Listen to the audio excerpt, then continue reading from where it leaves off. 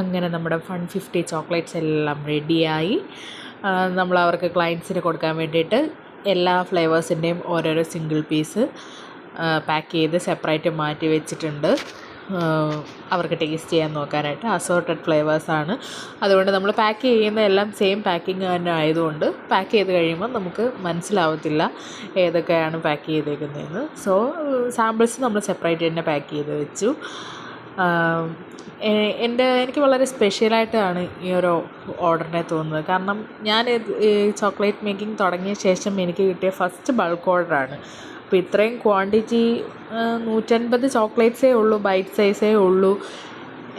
പക്ഷേ എന്നാലും എനിക്കത് ചെയ്തെടുക്കാൻ പറ്റുമോ എന്നുള്ള കാര്യം വളരെ സംശയമായിരുന്നു. കാരണം എൻ്റെ കയ്യിൽ ഒരു മോൾഡേ ഉള്ളൂ.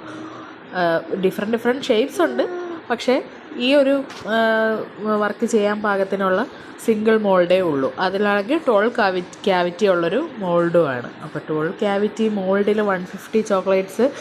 അപ്പം നമ്മൾ ഓരോ സിംഗിൾ ബാച്ചസ് ആയിട്ട് വേണം ഉണ്ടാക്കാൻ. അപ്പോൾ വേറൊരു മോൾഡ് വാങ്ങുക എന്ന് പറഞ്ഞാൽ നിയർ ബൈ ഷോപ്സിൽ ഈ സെയിം ക്വാണ്ടിറ്റി ടൈപ്പ് അവൈലബിൾ അല്ല. പിന്നെ നമ്മൾ കുറച്ച് പുറത്തുനിന്ന് വാങ്ങണം. പക്ഷെ അത് നമുക്ക് ടൈംലി ആയിട്ട് കിട്ടത്തുമില്ല. പക്ഷെ ഞാൻ ചെയ്തെടുത്തു 2-3 ദിവസമായിട്ട് നമ്മൾ 150 ചോക്ലേറ്റ്സും